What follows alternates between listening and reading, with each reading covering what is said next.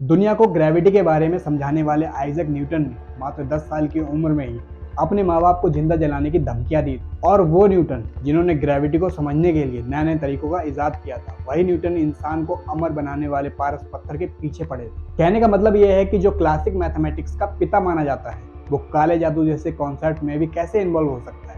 लेकिन न्यूटन जिन पुराने काले जादू के पीछे लगे हुए थे, वही तो आज मॉडर्न केमिस्ट्री में बदल गया है। तो क्या सिर्फ इसी वजह से न्यूटन काले जादू या एंशिएंट एल्केमी के पीछे लगे हुए थे, और इसके लिए वो अपने पेरेंट्स को क्यों जिंदा जलाना चाहते थे? आइए समझते हैं इस वीडियो में। 4 जनवरी 1643 में हैना एस्कॉप न्यूटन नाम की एक विधवा महिला ने एक बच्चे को जन्म दिया, जिसका नाम अपने मरे हुए पति के नाम पर आइजैक न्यूटन रखा। असल में आइजैक न्यूटन के पेरेंट्स की शादी अप्रैल 1662 में हुई थी, और उनके शादी के मात्र 6 महीने बाद ही आइजैक के पिता, जो कि 70 साल के थे, उनकी मौत हो गई थी। उनकी मां ने उनकी 3 साल तक अच्छी परवरिश की। इसके बाद ही इनकी मां ने एक अमीर चर्च प्रतिनिधि रे स्मिथ से शादी कर ली और उन्हें अपने नाना नानी के साथ अकेला छोड़ दिया। 3 साल की उम्र में ही आइजैक न्यूटन बहुत अकेले हो चुके थे। उन्हें समझ में नहीं आया कि क्या सही है और क्या गलत, जिसके चलते आज भी यूके के फिट्जविलियम म्यूजियम में आइजैक के लिस्ट ऑफ साइंस मिल जाएंगे, जिससे ये पता चलता था कि वो इतने ज्यादा फ्रस्ट्रेट थे कि उन्होंने अपनी माँ और सौतेले बाप को घर सहित जिंदा जलाने की धमकी दी थी। पर उन्होंने ऐसा किया नहीं, ये बस एक फ्रस्ट्रेशन वार्निंग की तरह थी। लेकिन आइजैक ने अपने अकेलेपन का इस्तेमाल साइंस के लिए भी किया। 1661 में आइजैक ने हाई स्कूल कंप्लीट करने के बाद कैम्ब्रिज के ट्रिनिटी कॉलेज में एडमिशन लिया, जहां उन्होंने ग्रेजुएशन के साथ साथ अपने टाइम के बड़े बड़े एस्ट्रोनॉमर्स जैसे एरिस्टोटल, प्लेटो, डेस्गैरेटिस, गैलीलियो और केपलर के थॉट्स और थिंकिंग आइडियाज को अच्छे से समझा। पर साल 1666 में पूरे इंग्लैंड में प्लेग हुआ नाम की महामारी फैल गई, जिस वजह से आइजैक 18 महीने के लिए घर वापस आ गए। तब उन्होंने अपने आंगन में बैठ के ग्रेविटी की खोज की थी, पर इस तरह से नहीं जो हमने पढ़ी है कि सेब उनके सर पर गिरा और उन्होंने इसका पता लगाया, बल्कि यह सारा उनके थॉट्स एक्सपेरिमेंट में हुआ था। उन्होंने सोचा कि एक बहुत ही ऊंचे पहाड़ पर एक बहुत बड़ी तोप लगी हुई है और उसमें से गोले फायर हो रहे हैं। उन्होंने अंदाजा लगाया कि जब कोई गोला कम स्पीड से फायर होता है तो वो एक पैराबोला पाथ पर जाने के बाद नीचे गिर जाएगा। लेकिन वहीं हम उस गोले को लगातार एक्सेलरेट करते रहें तो एक टाइम के बाद वो गोला भी हमारे चांद की ही तरह पृथ्वी की ऑर्बिट में चक्कर लगाएगा। यानी एक फोर्स हर चीज को पृथ्वी की ओर खींचती है, मगर किसी भी चीज को इस फोर्स के विपरीत हवा में बने रहने के लिए लगातार एक्सेलरेशन करनी जरूरी होती है। ये फोर्स जो पृथ्वी की ओर इसे खींच रही थी, उसे इन्होंने ग्रेविटी कहा।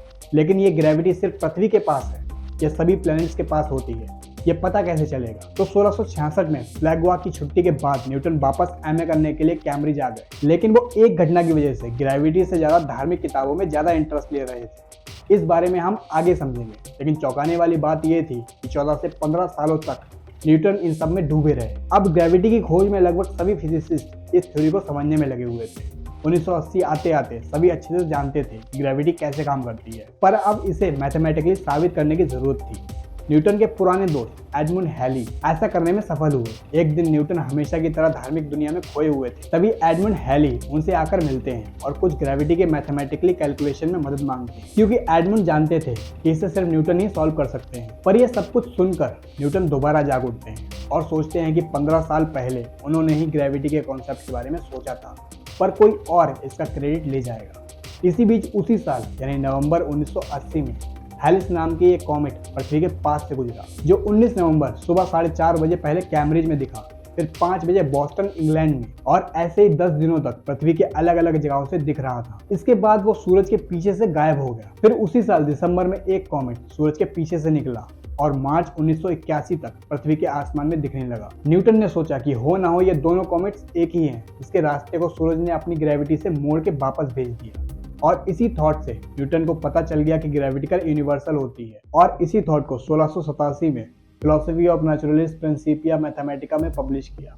अब एक ऐसा इंसान जो 1680 में दिखे कॉमेट्स के बारे में मात्र 7 साल में इतना कुछ जान गया और किताब में भी छाप दिया, तो 15 साल से यह जीनियस इंसान अपने आप को अकेले कमरे में बंद करके क्या कर रहा था? क्योंकि आइजैक एक अकेलेपन में जिए, बचपन के कारण काफी ज्यादा इमोशनली सेंसिटिव थे, यानी वो बात का जल्दी बुरा मान जाते थे और ठान के बैठ जाते थे। बल्कि उन्होंने अपनी कई सारी खोजें दुनिया से सिर्फ इसलिए छुपा के रखी हुई थी कि लोग अगर उन्हें नहीं समझे तो उल्टा सीधा कहेंगे, जैसे कैलकुलस, जो आज हम उसे पढ़ते हैं। तो आखिर 1665 प्लेग हुआ के बाद ऐसा क्या हुआ था उनके साथ और क्यों उन्होंने विज्ञान को लगभग छोड़ ही दिया था? दोस्तों, 1666 की छुट्टियों के बाद कैम्ब्रिज में आकर न्यूटन ने एमए करना शुरू किया और 1668 में उन्होंने इसे कंप्लीट भी कर लिया था। लेकिन उनके जीवन में रॉबर्ट हुक, जिन्होंने पहली बार कीटाणु और सेल्स के बारे में दुनिया को बताया था, उनकी एंट्री होती है।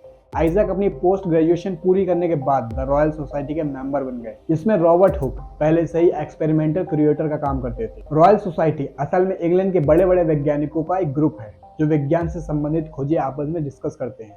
और आसान शब्दों में कहें तो एक विचार के लोग एक जगह इकट्ठा होकर अपने थॉट्स बताते हैं।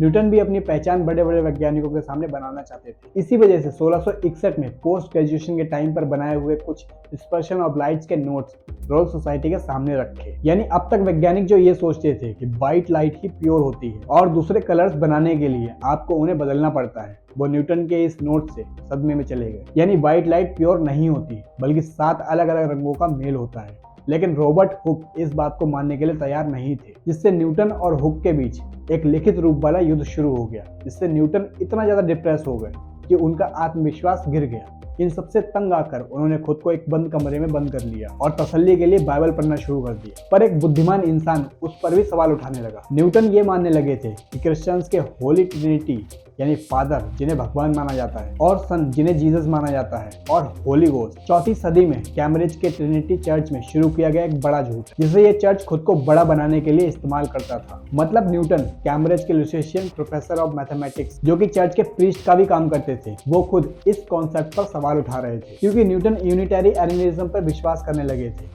यानी इस पूरे कॉस्मोस का सिर्फ एक ही विधाता है। पर उस समय सभी लोग इस तरह के कॉन्सेप्ट को जादू टोना करने वाले समझते थे और क्रिश्चियंस और एल्केमी लोग पारस पत्थर को बनाने के लिए जादू टोने का इस्तेमाल करते थे। ऐसे माना जाता था कि एक बार ये पत्थर बन गया तो किसी भी मेटल को सोने में बदला जा सकता है और कोई इंसान इसका पाउडर पानी में मिक्स करके पी ले तो वो अमर हो जाएगा। ये आज समझना बहुत मुश्किल है कि न्यूटन जैसे एक बुद्धिमान इंसान एक परी कथा वाले पत्थर के पीछे इतना पागल हो चुका था। इस पत्थर को न्यूटन अपनी लाइफ के आखिरी टाइम तक इसे बनाने में लगे हुए थे और 1727 में उनके ब्लैडर में पत्थर बनने की वजह से उनकी डेथ हो गई। तो दोस्तों, इससे हमने क्या सीखा कि कभी भी ऐसी चीज के पीछे मत भागें जो सिर्फ किस्से और कहानियों में ही बताई जाती है।